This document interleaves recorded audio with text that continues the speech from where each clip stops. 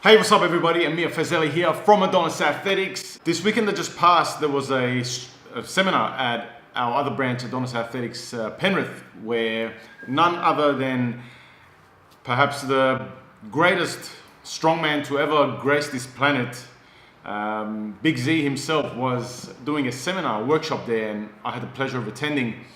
It was a no-brainer, right? You hear Big Z's coming to town and you clear your schedule, you just go. And, obviously his accolades and his qualifications in terms of being there and doing it and knowing everything there is to know about strongman, there is no better person that you can really learn from. I have a high level of respect for all the other strongman competitors. It's a sport that I've always followed since I was a kid. Even though I compete in powerlifting, that's my main sport, strongman has been something that I've always enjoyed, just simply because I'm a strength sport fanatic. I'm a strength sport fan. And I guess other than Bill Kazmaier himself, who is an absolute legend, and I've had the pleasure of meeting him as well, Big Z's got to be at least on par, if not better than him. I probably wouldn't say better. That actually feels a little bit wrong to say that, but at least on par with Bill Kazmaier in my books. I think those two are the epitome of what a strongman is and should be, and the level of consistency in being able to really put it out there and be better and better and just turn up all the time and win. Know how to win. Know how to come back from injury. Know how to mentally deal with things, whether it be injury or competition, stuff like that. That's very important. The mental aspect of things, the mental aspect of being a competitor, mental aspect of being a winner. That's something that gets molded within you over time. They say, some say you're born with it, some say you're either born with it or not. Some say you can develop it. I think it can be developed. I think you are a product of your environment. If something you really want to change and you really want to improve on, if you thrust yourself into the deep end of the pool, so to speak, enough times, you will probably pick it up, unless you're just not built that way. Like you are built to absolutely not be that way, Anyway, let's get to it. I want to discuss and share with you guys some of the top takeaways I took personally from attending the workshop, and some things that resonated with me more so because what he said was a commonality in what I think and what I say and what I teach. And that's not to say that I'm a great strength coach or whatever. It's just felt good knowing that somebody of his caliber is teaching the same things, is thinking the same things, and it feels good for me as a strength coach to know that I'm on the right track at least. You know what I mean? It's a lifelong process for somebody like me, where I feel like I'm always learning, and I always feel like the more I learn, the less I know. And so when you come along, when you meet people like him and other great strength coaches that I've had the pleasure of meeting over the last decade, doing what I do here at Adonis Athletics, it's really been it's been refreshing to know that what I think and the way I'm heading, the direction I'm heading, and the principles that I try and impart on people, on athletes, on our clients and members, are also the same things that these people who've been doing it for twice the amount of time that I've been doing it are also onto. That's the same thing they condone. So let's get right straight into it. Let's go through the top things that I took away from attending the Big Z workshop. So the first thing that came away with me was mentality. And see, when I go to workshops like this, I don't really, by this point in my career, and my lifting career especially, and my coaching career, I don't really ask anymore what that person does in regards to their training, because I know pretty well enough now, and I've seen it pretty consistently as a recurring pattern always, that these people, there's not much different that these lifters do in regards to their training. It really comes down to just picking the things that work, knowing your body, understanding your body, how much it can take and recover from, and just repeatedly doing it for a long time. And if you can do that, you will get some amazing results, some ridiculous results. You will be stupidly strong. You will be in fantastic shape. It's just as simple as that. I'm just going to leave it there. It's really as simple as that. But what I really took away take away from all of them is their mentality, because I feel the difference in somebody who is just really good or mediocre and somebody who's at the top of their game, the best in the world, is really mentality, and how they approach not just training in terms of mentality, but also competition day in terms of mentality. So what he said, what Žydrūnas said was that first of all, on competition days, he tries not to talk to anybody. He said, although it may come across rude, it's just the way he prefers. He likes to just keep to himself, have a very directed focus towards what he's about to do that day, and not spend any energy in other things. This is the way he described it, and it resonated with me very much, because this is the same way I've always thought about it when I go into competition. He says, imagine you have 100 units of energy, okay? You turn up to competition. You can either choose to spend all those 100 units of energy directed at the event that you're going to be doing, at the competition, in execution of the competition, in doing your best, or you can spend 20 units talking to people, 20 units screaming and yelling and carrying on, and then the remaining 60 units you can spend on competition, focusing on your event and doing the competition. And so he said that whatever you put in is kind of what you're going to get out.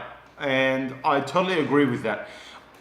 I got to say, I understand there are people who really thrive on being out there and being a showman. I get that. There are different personality types, and they actually do better that way. So I think it's not a smart thing also to do like a blanket statement and say that everybody should just be totally quiet and keep to themselves and be very introverted in a competition. Some people do not feel that they would perform better that way.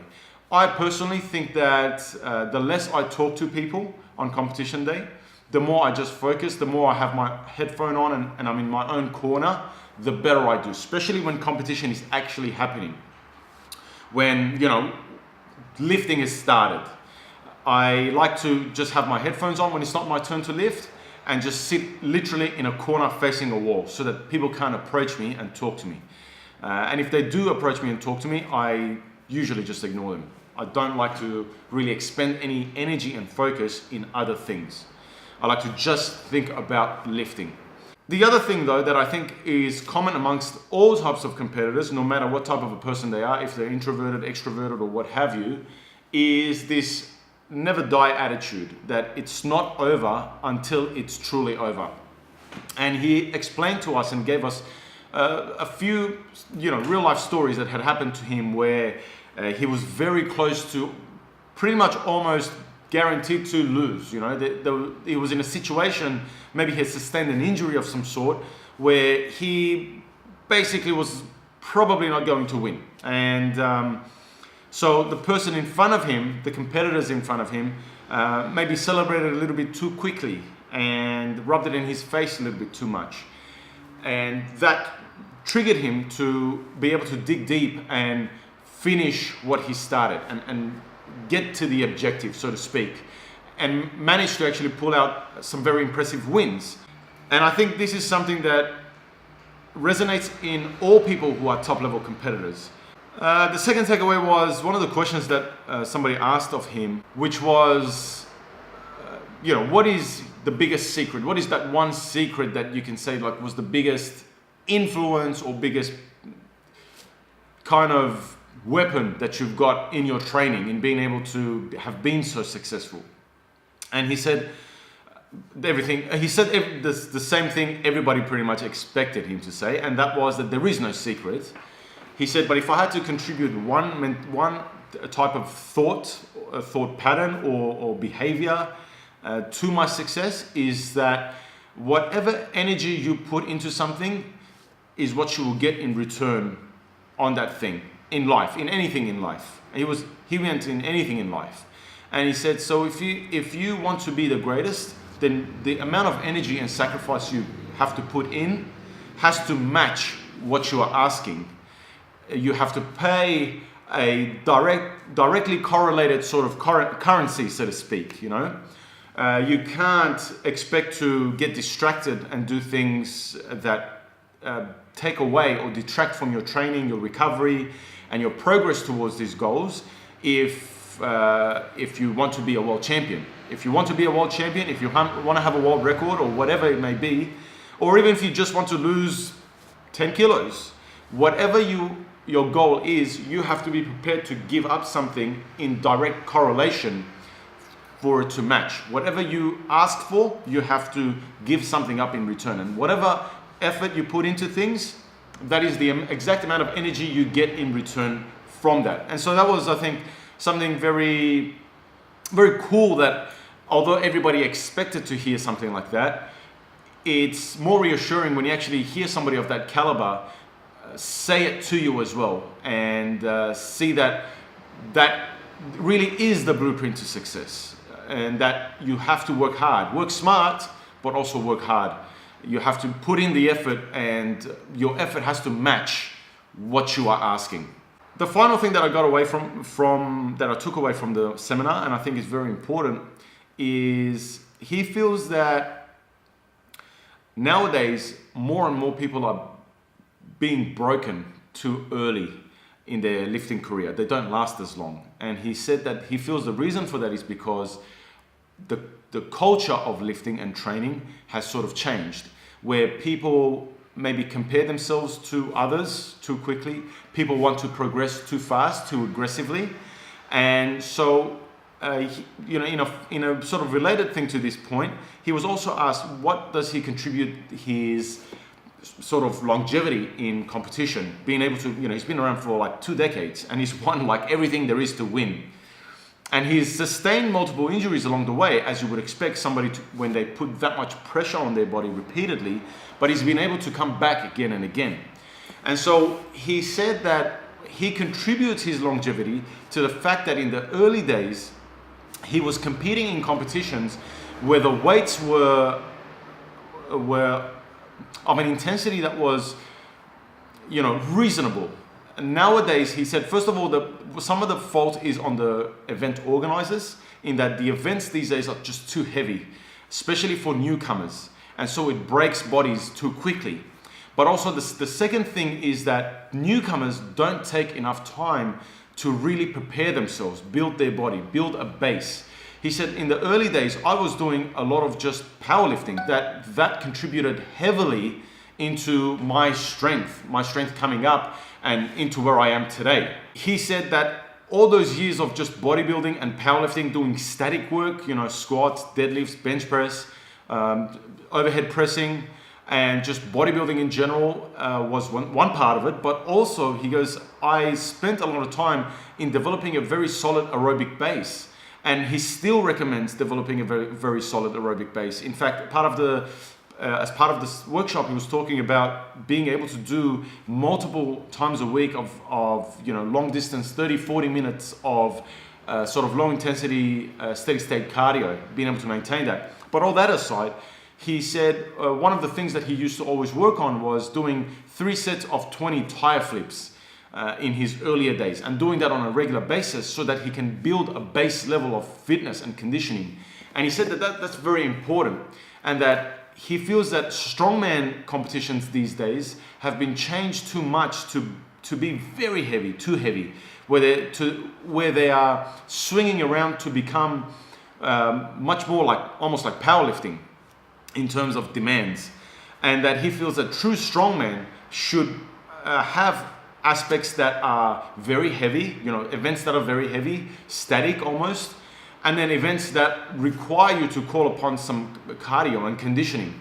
And he feels that that's what true strongman is. But even aside from that, he still feels that people are just rushing into things. The newcomers to strength sports, whether it be strongman or powerlifting, are just simply rushing into competitions and wanting to be really strong too quickly, and they don't have the capabilities, the real strength to be able to really withstand the forces and the demands of the sport. And so they get broken too early, and when they do get injured or broken, their body doesn't have the capability to come back from that. And it's true.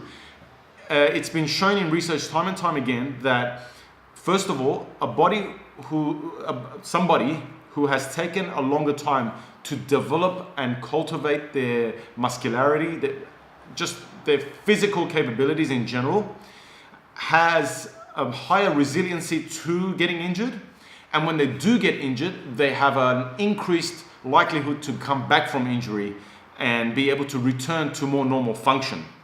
So that's very important to consider. And you do see an increasing pattern these days in powerlifting, in strongman, in even weightlifting, multiple strength sports, where newcomers to these sports, due to social media and things like that, see other people who inspire them for good or bad reasons, and they want to sort of speed up that process, sometimes prematurely.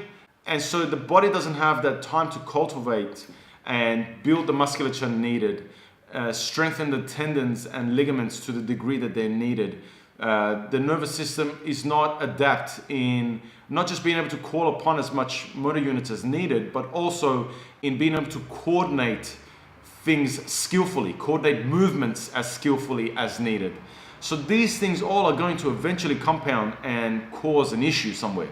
So he feels that, it's important to be able to really spend time in more non-specific things in relation to strongman. So just doing pure bodybuilding work, pure powerlifting work, and slowly pyramiding it up, developing some conditioning, and slowly going into competition. He felt that doing regular competition is a great thing if you can do a lot of competitions, so long as the weights that are in that competition, organized by the organizers, are of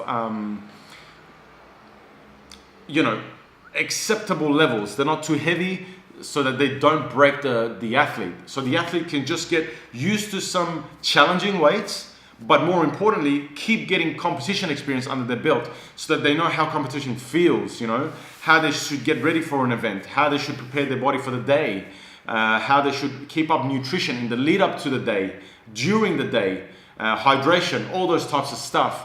He feels that those are very important, and it makes perfect sense. The same concept even applies to powerlifting. If somebody wants to and can compete in regular powerlifting events, they don't need to necessarily peak for every single competition. They can just go in and just do even first attempts and leave. But just to get an idea of how to cut weight for competition, how competition feels, how fast they need to warm up, how to time their warm-ups. And so the more that somebody does muck around competitions like that, they get used to competition, and when it comes time for bigger competitions, they are much more used to it. Anyway, guys, those are my 3 main takeaways from the workshop. It was an excellent workshop put up by Adonis Athletics Penrith, by Sean and Dan, the 2 head coaches there.